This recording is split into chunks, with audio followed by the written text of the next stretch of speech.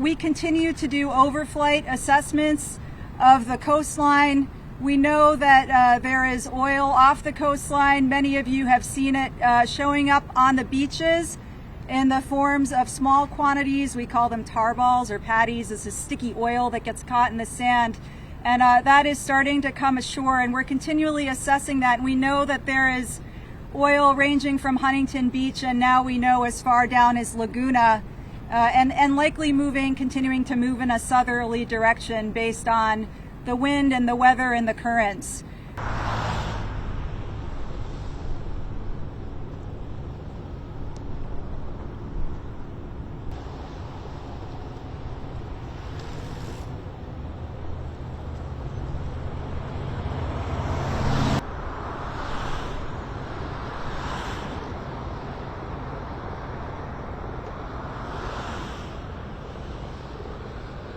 We've more than doubled the level of effort just since yesterday, and those numbers will go up.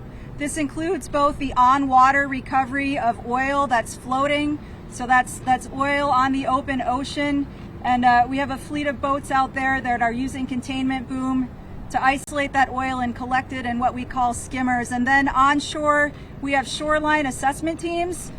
We have 4 teams out today, all the way from Huntington Beach down to Laguna. And what they're doing is they're walking the beaches, they're looking at sensitive areas. When we talked yesterday, we mentioned that we were sending divers out to examine the situation on the pipeline. Since that time, we have examined more than 8,000 feet of pipe, and we have isolated one specific area of significant interest.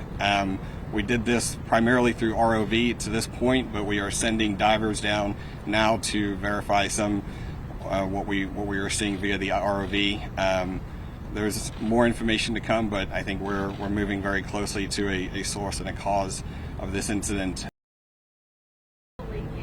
No, we have gone over the entire, like I said, the entire 8,000 feet, and there is no active leak that we are aware of, and especially in that specific area that we've identified. There's no indication whatsoever that there's anything further coming from that leak. Is there suspicion that the leak was caused by the anchor of a ship? Is that something that you're looking into? That is one of the distinct possibilities, yes. We were not aware of anything Friday night. Like I said, Saturday morning, when we found the sheen, that's when we kicked in the incident command, like I said, ma'am.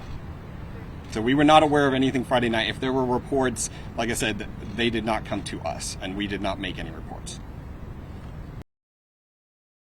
The number one priority right now is to save animals and save wildlife.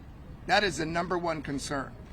But what everybody wants to know is who's responsible and how did it happen, who's going to pay for it, and who's going to be held responsible.